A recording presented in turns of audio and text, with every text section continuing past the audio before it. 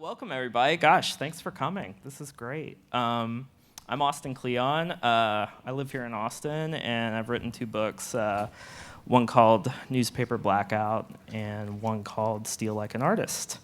Beside me is Mr. Kirby Ferguson.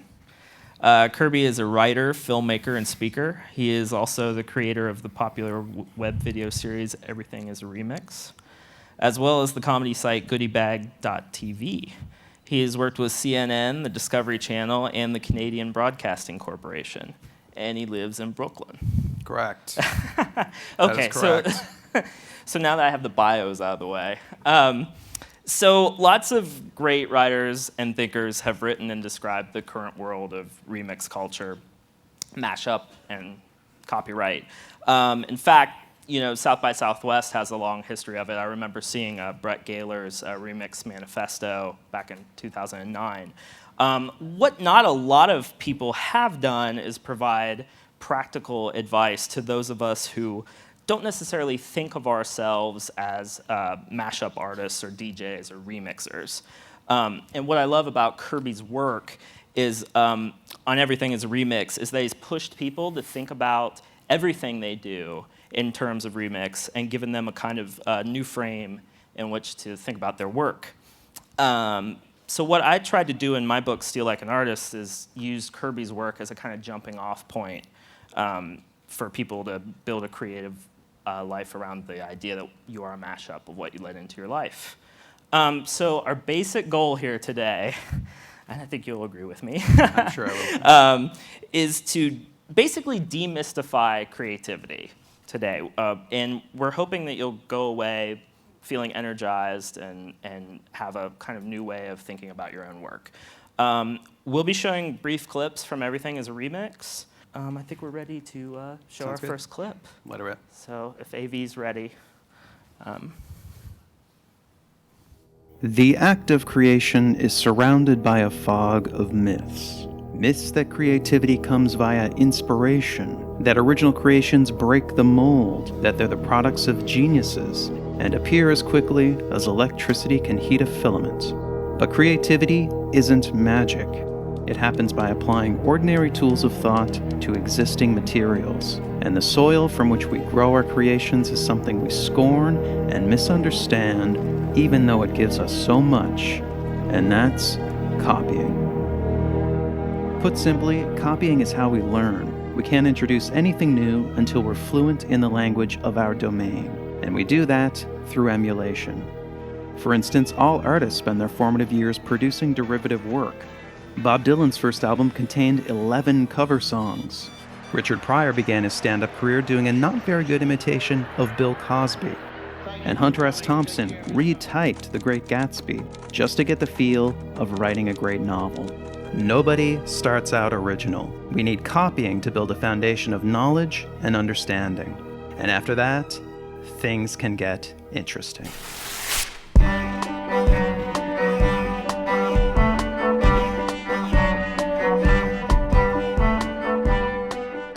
After we've grounded ourselves in the fundamentals through copying, it's then possible to create something new through transformation, taking an idea and creating variations. This is time-consuming tinkering, but it can eventually produce a breakthrough. James Watt created a major improvement to the steam engine because he was assigned to repair a Thomas Newcomen steam engine. He then spent 12 years developing his version. Christopher Latham Scholes modeled his typewriter keyboard on a piano. This design slowly evolved over 5 years into the QWERTY layout we still use today. And Thomas Edison didn't invent the light bulb. His first patent was improvement in electric lamps, but he did produce the first commercially viable one after trying 6,000 different materials for the filament. These are all major advances, but they're not original ideas so much as tipping points in a continuous line of invention by many different people. But the most dramatic results can happen when ideas are combined. By connecting ideas together, creative leaps can be made, producing some of history's biggest breakthroughs. Johann Gutenberg's printing press was invented around 1440, but almost all its components had been around for centuries. Henry Ford and the Ford Motor Company didn't invent the assembly line, interchangeable parts, or even the automobile itself, but they combined all these elements in 1908 to produce the first mass-market car, the Model T. And the internet slowly grew over several decades as networks and protocols merged. It finally hit critical mass in 1991 when Tim Berners-Lee added the World Wide Web. These are the basic elements of creativity: copy, transform, and combine. Copy, transform, and combine. Is there any kind of order that happen? Like, do these happen in a certain order in a creator's life? I mean, I think what I'm talking about in the video is not. You can certainly look at it that way, though. I'm just talking about the separate elements, the elements of creativity, you know, the various different approaches that you can use to make stuff. But certainly in a creator's development, you're going to start by copying. Like, no matter what you're doing, what you're going to do when you start out is just copy. But then after that, you know, combining and transforming can happen in any order, I think. The way that I was writing about them in the series originally was just that they were, you know, not in a sequence, just the various different ways, various different ways that you can get stuff done. Yeah. Because, like, in my own creative life, it's been copy, collect, gobble up, influence. But then it's been combine. And then you have this, like, Frankenstein monster. Right. And so then you haven't gotten to the transformation and then you stage smooth. yet? No, I'm there. No, I'm there. No. Okay. But, you know, it's kind of like quilting. It's like you get these little pieces and you put them together, but then there's a difference between quilting and weaving. Right. It's like when you have these little threads that mesh really well together. I mean, there's a bunch of metaphors you can use. Yeah. But I really feel like if you only combine things, Yeah. like you still have that Frankenstein monster where it has the stitches. Yeah, definitely. If you're combining things, you're not really, I don't think you're really putting your own voice into it. Yeah, I mean, you're doing some sort of a montage or something. I'm sure you can create great stuff that way. I'm sure there's examples of people who have done that. But yeah, I think the transform is what sort of, what makes it you. I think if you do the right combining, though, you might be able to get the transformation because it's the old, like, 1 + 1 = 3 type of thing. Yeah, and just recontextualizing things can be really important, too. Cool. Well, I want to ask you about, let's go to that first element, copying. Yeah. Now, in later on in the series, you kind of use copying and collecting in kind of their switchable terms. Yes. So I wanted to ask you, what are your methods for, I think all collecting, I think collecting ideas as a creative person requires that you copy them into some sort of memory, whether it's your own or digital or whatever. So do you have any methods for collecting? Yeah, I mean, I definitely, I'm a big note taker. You know, I always have a notepad with me. I have, you know, I throw stuff into Evernote. I throw stuff into Scrivener. These are Mac applications. Yeah, I mean, I'm just always, I think the notepad is my main thing, though. But I do know people who don't, who are very creative, who don't do any of that. It's just, it's in their head, and they're actually not conscious of how I don't think they know what their system is. I don't think they really know how they're doing things. It's a little mysterious even to them. So you definitely don't have to be a note taker for sure. Yeah. I know people who aren't. I have to be. I have a terrible memory. I have to, too. Yeah. So for me, it's like, it's just what you said. It's like carry a notebook everywhere. Always have something to write with. I mean, one of the things that I was fascinated in the research. You have a notepad in your shower. I do. Yeah. Yes, Aqua Notes. Yes. My wife got Aqua me those Notes. for as a present. And You didn't expect that. I was going to ask you one other thing about collecting, but now it's just complete. Let's just Are they move the on. same You thing? hit me Was that the question? with the shower comment. You threw me off. It got a laugh. Did you know that Joss Whedon was just sitting in one of these chairs? I know, I'm soaking up his Like the guy who did essence. Firefly was up here. Yeah, it's Anyway, scary. maybe some of his stuff will His rub off mojo, on us. yeah. Anyway, let's skip to the third element, combining. We almost already touched on this, but what do you think is successful combining? Like, what are the best, like, what makes a mashup good? Oh, gosh. I mean, I think to make it fresh, I mean, I know that's hopelessly vague, but to make people see it anew is definitely very, very important. So what you do sometimes, I don't think it's even that sophisticated technically necessarily what you're doing, but if you can make people see it in a different way, I think that's the short answer. I think that's really what it's all about, to make people see it anew. Okay, so let's talk about transform, which we've already, we've kind of touched on it before, but I really think that transform is the element for me personally that's hardest to get my head around, and I think it also might be the hardest to do creatively. Like, what do you think about that element? Like, what makes I mean, for it good definitely transformation? is. It is the hardest for sure. I mean, it's the lowest level. Like when you're transforming, you're dealing with small details. You're not taking big chunks and sticking them together and like, wow, coming up with something that's really cool. Like it's more tedious. It's more small. You're just you're chipping away, making little changes here and there, and you don't even necessarily know where you're going with it. So yeah, it's it is the, it probably is the most important part and the hardest. Right. So a lot of this process, as you said earlier, like not all the artists you know have systems. Right. A lot of it happens subconsciously. So I guess my question to you was, has doing this series changed the way you work? Like, has it changed these stages in your creations? It has for sure. I mean, it's almost hard to remember, though, what I was like before. It's sort of like remembering what you were as a person before, a few years ago or whatever. So yeah, I mean, it's changed. It's just made me aware of how I create things.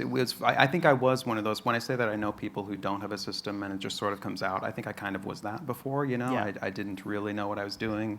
And I was very subject to, my own moods, and if I might be doing something wrong and I don't know it, so nothing would be happening. So yeah, it's definitely made me much more conscious of how to get stuff done. I want to go back to when you were talking about Evernote and your system of collecting, because I think I wanted to just spend a little bit more time on it. Okay. I think something for me that's interesting, do you do all your research in private or do you do any of your research in public? I think I do it in private. How would it be public? Like interviewing people and stuff? Well, because my research is public. Because like when you read my Tumblr. Right. I do Twitter research, yeah. Yeah. So like when you read my Tumblr, that's actually,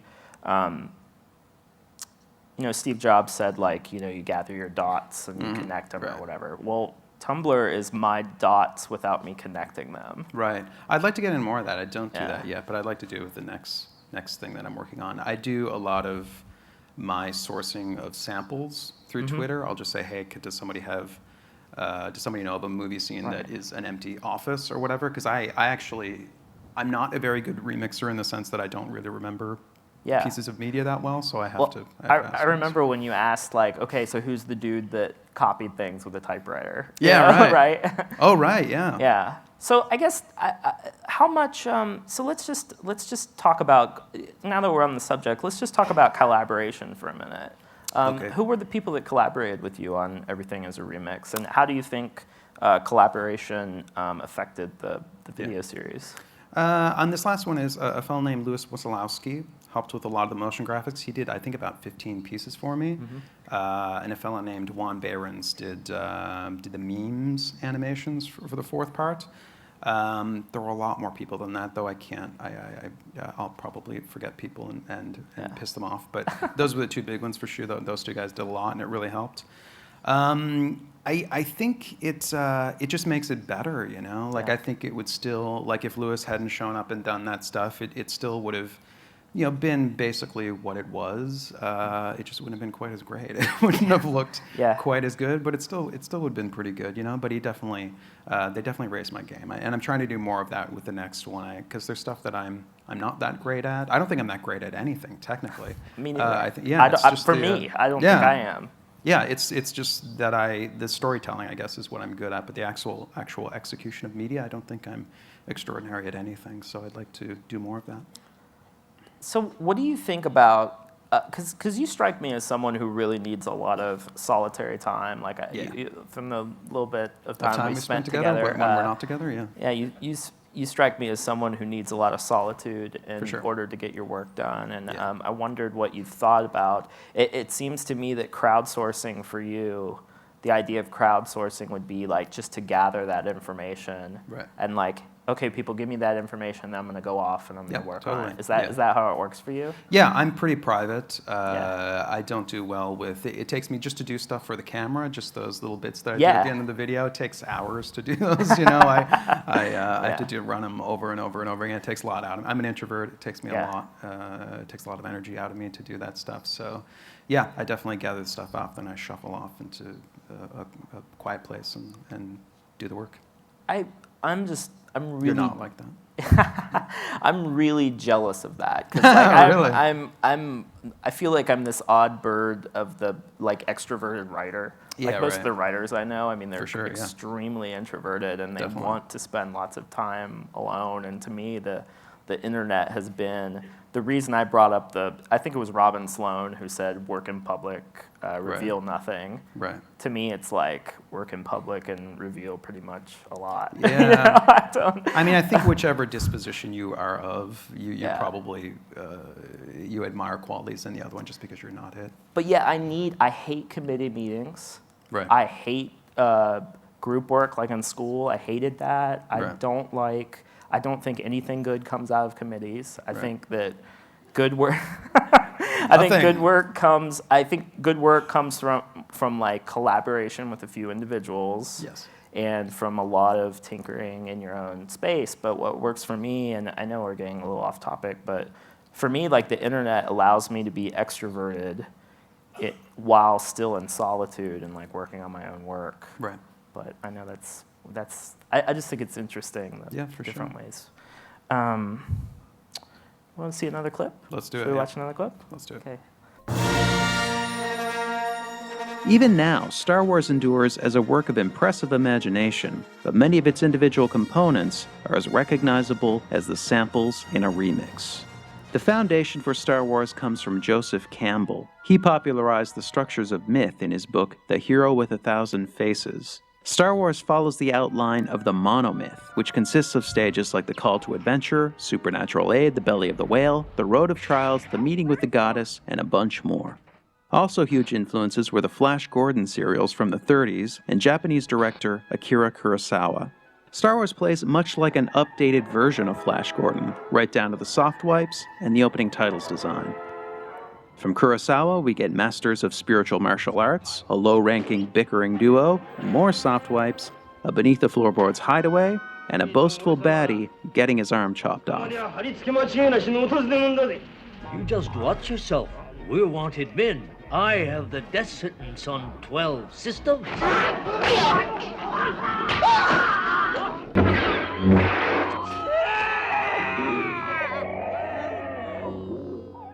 War films and westerns were also huge sources for Star Wars. The scene where Luke discovers his slaughtered family resembles this scene from The Searchers.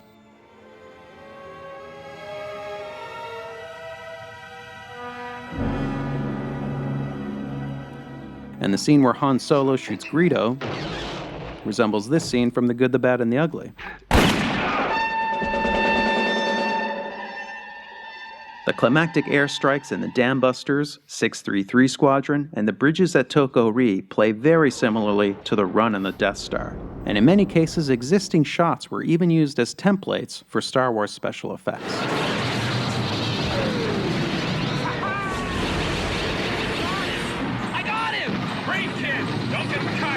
There's also many other elements clearly derived from various films. We have a tin man like the Tin Woman in Metropolis, a couple shots inspired by 2001, a grab the girl and swing scene like this one in The Seventh Voyage of Sinbad, a holographic projection kind of like the one in Forbidden Planet, a rally resembling this one in Triumph of the Will, and cute little robots much like those in Silent Running.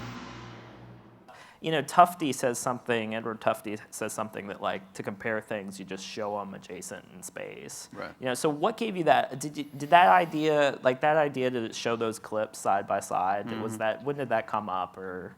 I don't think it was an idea. I think it was just, I knew what the pieces were, and that was a transformation thing. Like, it was a matter of, it took, like, it looks simple when it's done. I'm sure it took forever to get John Wayne and Luke's head to bow at the same time. Yeah, and do you show them beside each other or after one another, and how much you show and all that crap? Like, it took a while to make it make some sense visually. Yeah. Okay, so I want to talk about the line, creativity is not magic. Uh-huh. I stole it from you for my Yes. book trailer. Okay. So now Jonah Lehrer, in his in his introduction to Imagine, his new book coming out, he's using the line too. And there was actually an excerpt in, I think, the Wall Street Journal recently, if y'all are interested. I doubt it's mine. I don't know where I took it from, but I know doubt it's mine. Who knows, right? I can't Now, for a lot of people, Star Wars is about as magical as you can get. Sure. So does it ruin Star Wars when we see how much George Lucas stole and how much he used? Right. And is it like seeing Oz behind the curtain?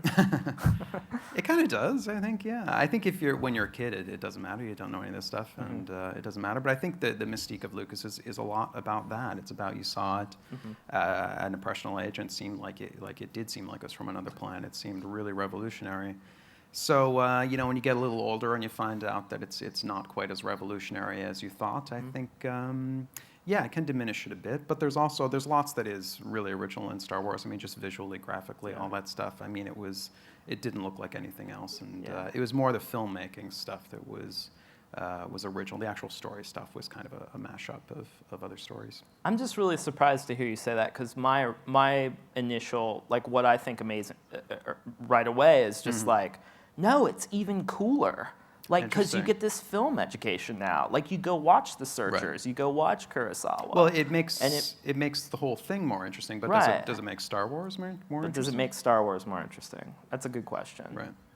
I win. I won that one. Oh, yeah. you won that one. I won that one. Well, I personally think that creativity is magic, but unlike Hogwarts, any Muggle can learn how to use it. Right. And that. I don't know my Harry Potter very well, but I'm sure talk about mashups. You don't know Harry Potter? Sorry, no. But if all the Muggles can learn magic, that means that there's no penalty for revealing the secrets. Okay. That's my. Okay, let's talk about the idea that nothing. This is a sticky point. Like, people seem to have a real problem with this. The whole nothing is completely original. Even though the idea is thousands of years old, it's right there in Ecclesiastes. There's nothing new under the sun, and that was stolen from some Egyptians or somebody out there. What? A lot of people find that idea really depressing and really kind of soul crushing. How do you feel about it? I think you just need to redefine original a little bit. Like, it's not so much original to me doesn't mean unprecedented, like nothing like it has ever happened. It means more like it's new, it's exciting, it's a novel kind of combination of things. It's a leap above the other things that are being done. It didn't come from nowhere. I think that people, some people, they just want to. There's something called the halo effect, where people, want to make the whole thing wholly good, and it's sort of like that. Like, you want to make the thing wholly original instead of just, being new and novel and exciting and an interesting combination of stuff. They want to make it just, a virgin thing, and I think that's just not the way it is. There's a quote I came across from a French writer, and he said, "Yes, everything was said before, but no one was listening the first time, so we have to say it again." Right. So to me, nothing is completely original. I mean, to me, that's like the gates are open. Right. That means, to me, it's like a run on. It's completely empowering to me. I mean, that takes the when you find out that even your heroes stole and borrowed. Yeah, I mean, I think the message of what I do in the series is empowering. I think it encourages people to not worry so much about being original. Don't worry, especially when you're young and you're starting out. Don't worry about being derivative. Just go do it. I feel like originality is like this moving target. That it's never you never get there, but the pursuit can pull out some good stuff. Yeah, right? I would agree with that. Yeah. All right, so I want to go back to the mythical idea of the lone genius. Okay. And I'm expecting there's probably some filmmakers in here or film folks. In film, it's called the auteur theory. Right. And yet film is completely a collaboration. It requires a humongous amount of people. Right. Endless resources. I mean, at least in our traditional system. But then the director, Terry Gilliam, he's called himself a filter instead of an auteur. Cool. Yeah. And his whole role is to take that collaboration, and he controls like what goes through and what makes it through and that kind of thing. What do you think about the auteur theory, and have you learned anything? I mean, do you have anything to say about it based on everything as a remix? I think it's a holdover of sort of romantic era thinking. You know, before the romantics, when you were creating things, you were basically just sort of channeling God. That was basically the idea. You were just sort of this vessel for God. You weren't really doing it. It wasn't coming out of you. And then the romantics kind of went completely reversed that, and they were like, no, it is me. It's coming from inside me. It's an expression of my soul. It's completely me. And that's kind of, since then has kind of become the dominant way that we like to think of creators. We like the thought of that, like lone genius who bucks tradition and kind of does his own thing. But, for filmmakers, I'm sure it's a bit of a reaction to the studio system too, which was producer dominated, so the director didn't really have his own voice, and then once the 60s hit and that system exploded, that's when you started getting auteurs who wanted to go completely the other direction and say, it's completely mine. So I think, it's something that has swung back and forth over the centuries. I think that romantic idea of the lone genius also excuses all kinds of horrible behavior in artists. Right. Can you talk about your own? Do you consider yourself a wild guy, or definitely?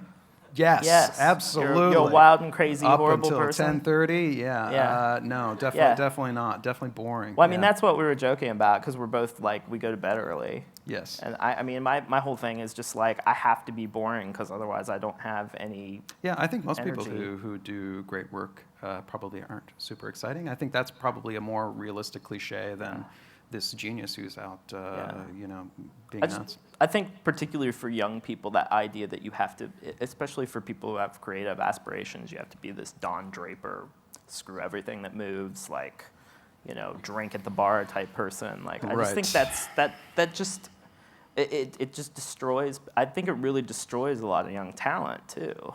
Yeah, I mean, I think it's indulgent. I think it's, I don't know. But this all, I think what we're getting at here is just like, when you unpack creativity this way, it can not only like change the way people work, but it can like completely change the way they live their lives as human beings. I mean, I've always thought it's way more important to be a better human being than a good artist. I don't, but you don't. Okay. No, I'm a mediocre. No, forget it. All right, so George Lucas, film student. Yes. Tarantino, a student in his own way, yes. Video clerk. Yeah. Both had this strong knowledge of the films that came before them. Tarantino almost had this like encyclopedic knowledge. Right. And you get the feeling that they had this lineage in mind. Like, you really get the feeling that Tarantino has the guys that he wants to emulate and like be part of. Do you see yourself as part of a creative lineage? And do you think it's important to see for creators to see themselves as part of a lineage? Yeah, I do, and I think that's a much healthier way of looking at what you do. And I think the reverse of that has been what people have been aspiring to for the last 100 years or whatever, was to be like a Picasso type figure, or to like just blow the doors open and completely do your own thing, and just create something entirely new. Which of course he didn't do. So yeah, I think to view yourself as part of a chain is much healthier, and I do that. Like there's people who I didn't even know that I was kind of doing the same thing as them until people started mentioning to me, and I certainly knew their work and probably was influenced by it and didn't even know it. But people like Adam Curtis in the UK, like I hear about him all the time. He did, he does these series for the BBC, The Power of Nightmares. He did one called The Trap. They're really good. They tend to be very dark. He has a different sensibility than I do, but it's a guy talking, and he's remixing old, BBC archives footage to, provide the visuals. So yeah, I think that's definitely a healthy way to look at creation. I think I have one. I actually think that the lineage idea can actually influence the way that you collect and copy, because one of the things that I've found really helpful is to like take one person that I really love, one artist that just like my absolute favorite, and then figure out who those people were for he or she. and then just try Right. to like make my way back as far as I can. Right, yeah, like hyperlink style, Yeah. like branching off, yeah. And I just think that is if you try to swallow the history of your medium or your whatever, it's like you're going to choke. But if you take if you have your meal set out, Yeah. I lost that metaphor, but It was a noble attempt. yeah. But the writer, I was listening to this podcast with the writer Rob Walker, and he's just this brilliant guy, and I love what he writes about. And he said that one of the central tensions of life is that we want to feel unique, but then we also want to feel part of something. Yeah, sure. And I wonder if maybe that's the real pickle with the romanticist kind of lineage Right. thing, right? Yeah, I mean, So it's you something have to that find goes, that line. Yeah, and it's gone back and forth over the years in different cultures. Eastern cultures tend to be more community-minded. They're less Right. individualistic. We're very individualistic over here. So yeah, I mean, I think both things are good. Both things can lead to good places. But yeah, you gotta find the happy medium. Cool. Well, we're going to show one more clip, and then we're going to talk for just a little bit more, and then we're going to take questions. Simply put, we hate losing what we've got. People tend to place a much higher value on losses than on gains. So the gains we get from copying the work of others don't make a big impression. But when it's our ideas being copied, we perceive this as a loss and we get territorial. For instance, Disney made extensive use of the public domain. Stories like Snow White, Pinocchio, and Alice in Wonderland were all taken from the public domain. But when it came time for the copyright of Disney's early films to expire, they lobbied to have the term of copyright extended. Artist Shepard Fairey has frequently used existing art in his work. This practice came to a head when he was sued by the Associated Press for basing his famous Obama Hope poster on their photo. Nonetheless, when it was his imagery used in a piece by Baxter Orr, Fairey threatened to sue. And lastly, Steve Jobs was sometimes boastful about Apple's history of copying. We have, always been shameless about stealing great ideas. But he harbored deep grudges against those who dared to copy Apple. I'm going to destroy Android because it's a stolen product. I'm willing to go thermonuclear war on this. When we copy, we justify it. When others copy, we vilify it. Most of us have no problem with copying as long as we're the ones doing it. What's the difference between a remix and a ripoff? I think a rip-off is when you try to say something's yours, when you don't acknowledge where it came from, you took it and you're not acknowledging where it came from. So I think certainly a remix can also be a rip-off if it's not obvious where that media came from. Like if it's music, you can steal a piece and people don't necessarily know where it came from. So it definitely can be both, but I think rip-offs are about taking something and pretending it's yours. So I think remixes tend to be more honest because you can just look at it and you can see, oh, that's a part of Lord of the Rings or whatever. You can see the chunks that were, you're being more forthright with what you put it together with. Something that I'm exploring and I'm not ready to write about yet, but I see plagiarism, and I actually stole this idea. Plagiarism and forgery as the same sides on a coin. Like Right. Plagiarism is taking someone else's work Right. and claiming it as your own. Right. And then a forgery is when you make something and claim Yeah, it was right. made by someone else. Right. And I almost wonder if forgery might be a better metaphor for creative work, and that you think about the work that your heroes might have done, Right. and then you make that thing. What do you think about that? Not for me. Not for you? I wouldn't approach it that way. No. You're the lone genius. So I'm the you're lone gonna- genius. I create, yeah. From Is there a code for remixing? Is there some sort of gut check that we can use to know when our creative borrowing has gone too far? I don't worry about it a lot. I think people generally, I think it's better to make something and not worry about that so much, because that line is so hard to find, and especially it depends where you are in your career. If you're really young and you're starting out, you can, take something and you just add a little bit to it, and it seems to you like you've done a lot. So I think it's so subjective. Like you might look at somebody, especially when you're seeing work online and stuff like that, you might be looking at somebody's work who's 15 years old or something like that. I think you have to be tolerant of people being at the phase that they're at in their career, and that they might be doing stuff that is mostly just derivative. So I think it's important to make stuff, to acknowledge where you're taking the stuff from. But other than that, I'm very liberal about what I think people should be able to do with media. and not feel chained to the what you're borrowing from. Yeah, yeah. I have my own gut check, and Okay. that is if I'm stuck in an elevator with someone I've stolen from. Oh, that's interesting. Do they pat me on the back and say, that was a pretty cool, kid? Or do Right. they punch me in the face? Right. That's my gut check. That's so subjective too, though. You never know, because It- some it people, really is. I've heard from some musicians in particular. I've heard from a few who were in the series, and they liked it a lot. But you never know. Like with the video stuff, I feel like that's more. The music, I think, it's more of a gray area. Yeah. What I'm doing with it in the remix. With the video, I feel like I'm recontextualizing it, and it's fair game. Right. What I'm doing, it's fair use. But you never know. Somebody might look at you took my 2 minutes of video, and you're ripping me off. It's a lot about ego, right? I mean, it Can goes be, back yeah. to that if you conceive of yourself as this lone genius, Yeah. and you've taken all these things and gotten to this point, and then if you don't let that stuff go on, Yeah. I call that like a pretty bad ego, and that's where Yeah. I think seeing yourself as part of a lineage comes in, right? For sure, yeah. And I mean, if you're trying to extract maximum value from it too, I think that can lead Right. to And that's a whole different one to- discussion. Yeah, it is. Yeah.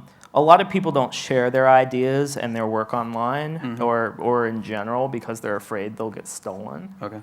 and remixed. Well, Right. what do you think about that? I think I think you said this the other night. I mean, I think that's the least of your concerns as a creator. People stealing your stuff, especially when you're starting out or whatever. I mean, indifference and obscurity is a much a bigger concern than getting ripped off, I think. Yeah. And if that's all you've got is that one thing, and you should have more than that. You should be able to do more than that. If somebody takes that one thing and does something else with it, you should have more in. I think Howard Aiken said, "Don't worry about people stealing your ideas if they're any good. Like you'll have to shove it down their throats." Yeah, totally. Yeah. Yeah. Okay, so I have the last question, and then Okay. we'll open it up to Q&A. Well, I got one more clip, just a tiny clip to show, Okay. and then we'll do Q&A. Have you ever been ripped off? Yes. And how did it feel? And did you do anything about it? Aside from you mean? Aside from me. Aside from you. I have been, for sure. It's been by small people, generally. Mm-hmm. So that's a little different. Little tiny people do it. Tiny Very thieves. people. Well, they'll have 100 or 1,000 views or whatever on the Right. video, so it's certainly not any kind of threat to what I'm doing. And also, I think they're young sometimes, and I'm generally happy and supportive, even though the work is not good frequently. They show me and hey, look at what I did to your video, and it's like you didn't do much to it really, but that's yeah. great. Like keep at it. Imitation is only flattery if it's any good, right? Yeah. But I'm usually the stuff that I have seen happen. I've been happy about, and I love it when people rip me off because I'm doing the same thing. Right. Yeah. Well, I'm going to give Mr. Jobs the last word since, All right, let's since do the it. last clip was a little hard on him. We're going to go back to 1994, Steve Jobs. All right. Cool. The innocent. It comes down to trying to expose yourself to the best things that humans have done, and then try to bring those things in to what you're doing. I mean, Picasso had a saying, he said, good artists copy, great artists steal. And we have, always been shameless about stealing great ideas. Questions. First on the front mic. Hi, I'm Shaku. Hello. It was fabulous hearing both of you and the banter. Thank you. What I wanted to ask is, so what are your rules of remix? What wouldn't you do? What wouldn't I do? Not much. There's not much I wouldn't do. I wouldn't try to pretend things are mine. Like I said. I think if you're being honest about what you're doing. Oh, and I wouldn't sell it. I think if you're taking a bunch of stuff from folks and selling it, that puts you in a different category than if you're just putting it out there for free. So I don't sell remixed stuff. What about you, Lester? I don't know. To me, it's I actually have a chart in my book that's like good theft versus bad theft, and I actually throw it up here. I actually have it, and to me, it's just like if you're honoring your sources instead of degrading them, if you're like studying the work intensely instead of skimming, if you're stealing from many instead of stealing from one, etc. Like, I feel like the more you honor, and that's just a thing for me. That's just the way that I feel good about it, just as a creator. And that's not something I try to push necessarily. But like for me, that helps me, conceive of myself as part of a lineage, as part of something bigger, and also like kind of pay it forward. Thank you. Yeah, You're welcome. thank you. Thanks for the question. In the back, Mike. Yeah, I'm interested in the idea that you just that was implied earlier about scale, and is this not a purely philosophical argument? Does scale matter if there's $100 at stake or $10 million at stake? Does it really change the rules? I think it does. Yeah, I think it does. I mean, it's sort of like. If you look at the pre-internet age, when people were, making mixes on cassette tapes and sharing them amongst their friends and stuff like that, I mean, that's just not, it's not commercially damaging to anybody. So, but if you sell your cassettes through the black market and you're selling 10,000 of them or whatever, I think that it's different. Scale makes it different. Scale can inflict harm on the person that you are taking from. Are you a fan of Lewis Hyde's book, The Gift?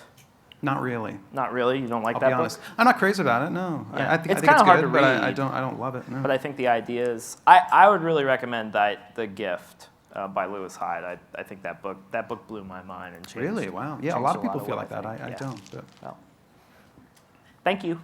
Front mic? Thanks. Hey, Kirby, it's Elisa Kreisinger from Pop Culture Oh, Pirate. hey, how you doing? Hi, I'm good. How are you? Well, you're good. I can see. I'm obviously. Great. I'm amplified. Yeah. So obviously, I'm all about remix culture, and I think it's great, obviously, as a remixer. But I'm wondering your concept on the practicality of it. So, like, I just uploaded my Mad Men remix series, right? Cool. Third-party content match, can't see any Right, demographics, can't share it on mobile.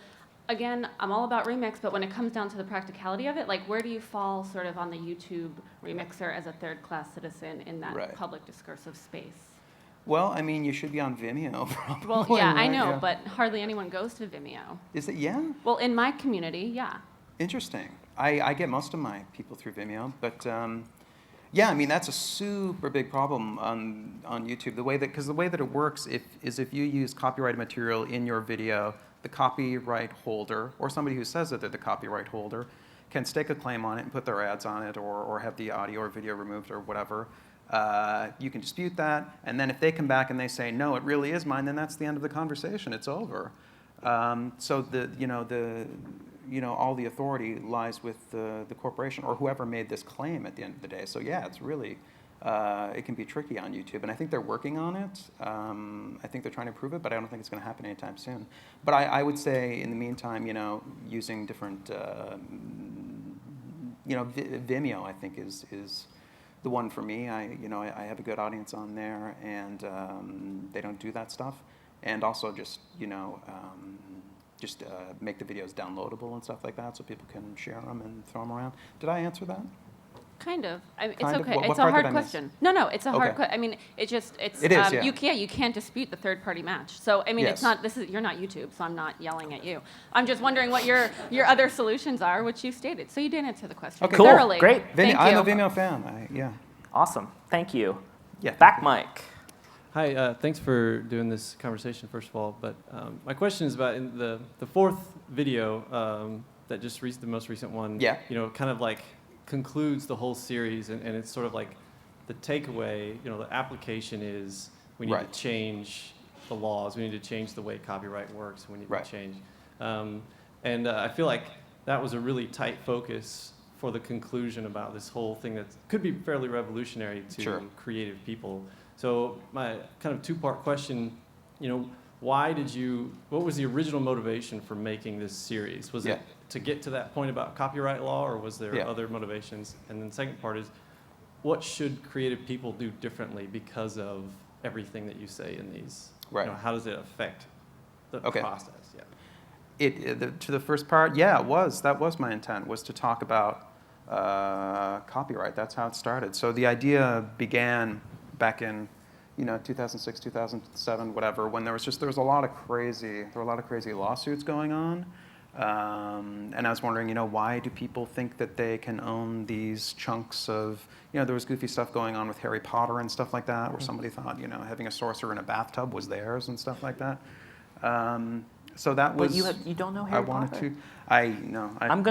We'll go home and just watch. Yeah, let's do a marathon. Yeah. So that was. I wanted to illustrate the hypocrisy of that, of thinking, of only noticing being taken from and not noticing that you are taking from others all the while. The second part of the question was. Second part. Oh, what should people do differently? Right. I would say maybe be more forgiving of people potentially using your stuff. Don't be so quick to judge. Be honest about what it is that you're taking, and don't be afraid to do it. Don't be afraid to be derivative, to do stuff that isn't revolutionary, because it's a path. It's going to take a while to do good stuff. Cool. Front mic, thank you for your question. First of all, I want to say that I completely agree with the whole philosophy and everything about this. I'm really excited about, the fact that authenticity is invaluable and, right. Originality is pretty much non-existent. And the problem is I'm working on this project, and I have, quote unquote, stolen from a lot of different things for this project. And I'm really, really, really excited about it. In fact, that chart that you put up completely sums up my philosophy about it. I'm honoring the work that I'm, inspired by. But I want to confess. In fact, I'm excited about confessing. I'm so excited about confessing. I would love more than anything to put together my own Everything's a Remix and be like, okay, I took this from here, this from here. I want to tell the world, and I want to bring people's attention to, like what you guys were saying. It's how it's going to get people to watch older stuff and be like, this transition element that they used in this music video, nobody ever does that, but I did. But this is where it came from.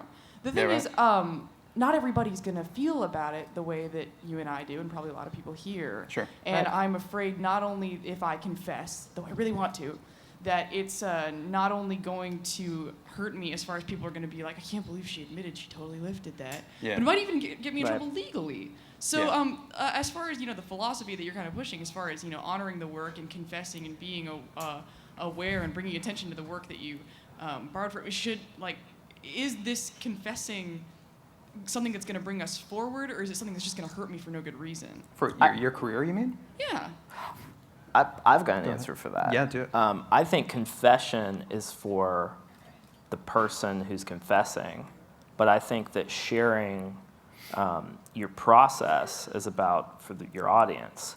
So if your confession, quote unquote, has something to show them about your work that they can learn from, then I say do it. If it's just for you to confess, get something off your chest.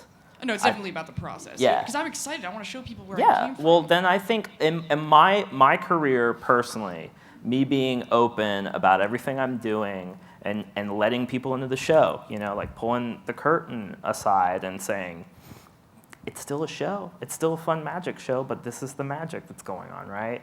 That's just, I think it's a gamble I've taken in my own career, but I just feel like it builds, you want to talk about authenticity, which I have a lot of problems with that term, but I just think that, to me, that I've always felt more comfortable that way, and I think that my audience has felt closer to me that way.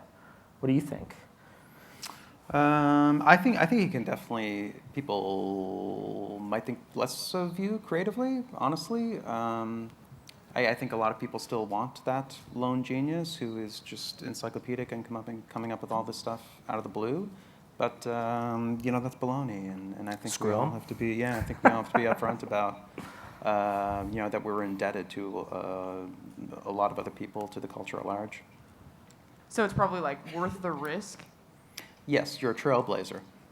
Do it. Yeah, Do it. You will all remember. Thank you. Great question. Thank you. Back mic. What would copyright law look like in your ideal world to maximize creativity? Right. It would be a lot more constrained. You wouldn't have things like copyright trolls who find the little chunks of their stuff all over the place and litigate and make profits. It wouldn't be so lucrative. It would be a lot shorter. So, at one point, I think back in the 70s, it was 28 years, and then you could renew for another 28. I think something like that sounds great. I think that's more than enough for most people. Like right now, it's a lifetime. It's basically 2 lifetimes. It's your lifetime plus 70 years. That's just way more than most people need. Like the fact is that whatever you make in 20 years or so, it's probably not going to be worth much of anything at that point. So there's a lot of stuff that we're not making use of that could be of great use to creators that's just sort of gathering dust and we can't touch it. Knowing what creators in medium to large size media companies go through to create work, we have a team of lawyers that help get us through that process, which is very rigorous. What do you do when you're kind of on your own and just starting out? Like, you're not a lawyer. Your interpretation of the law is what? I mean, is that pretty much you just wing it? I think there's a lot of good fair use resources nowadays. Like there's fair use best practice guides for documentary filmmakers, for web bloggers, for all sorts of different types of artists. So I think that's the way to go nowadays, is to get these fair use documents, which are a community standard. So they're not legal documents. It's a bunch of people getting together and say, we're going to do things this way. We think this makes sense for us as a community. So then you're with a community. You're not by yourself. You can't. You're not as likely to get stomped on because just being an individual. It's better to be part of a group and to stand behind those guidelines. So I think that's the way to do it nowadays, is to find those fair use best practices and follow those. And the second part of the question was basically, do you think the mainstream media would have more creativity if it was not for? If it was not what? So would there be more creativity from, like, in your eyes, of what good content is if the laws were not there? God, I should say yes to that, shouldn't I? I don't know. It would be different. Would there be more? I don't know. It would just be different, and I think there'd be less casualties. I think that's the really important part. There wouldn't be the odd people who get crushed because they used the wrong clip in their video or on their album or whatever. My question is it fair to demand, like not demand, but like, is it fair to demand, I guess, from Lucas that he credit all the sources that he borrowed from? Right. No. Or is it like, or is he supposed to, like, is as having borrowed all this stuff to actually promote it, throughout his? No, I don't think so. I mean, I think it makes him even more. I mean, my problem with George Lucas is he's like an auteur gone wrong, right? I mean, like he's the guy you become when no one starts questioning your motives, right? Right. I mean, and the original work is so cool, and then the. I'm sorry, I just butted in there, but like. No, I would say the answer is no as well. He could be in the interviews and stuff that he does. I feel like he's a little evasive about admitting that stuff. That's all I'd want. He doesn't. He's the kind of guy who would like he puts certain stuff up on a pedestal like Kurosawa, but he would never talk about some of the other influences like the comic book influences and stuff like that. Much more. We're actually out of time. Did the alien have a statement? Make it to a quickie. Well, I'm ProxyBot, and my controller really wants to know about your thoughts on social platforms like Pinterest, all about retaining others' work. Pinterest is awesome. It's not just for chicks. Like, it's I love Pinterest. It's one of those research in public type things I'm talking about. Thanks for that. Thank you everyone for coming. Thank you so much for coming. Thank you. Thanks everybody.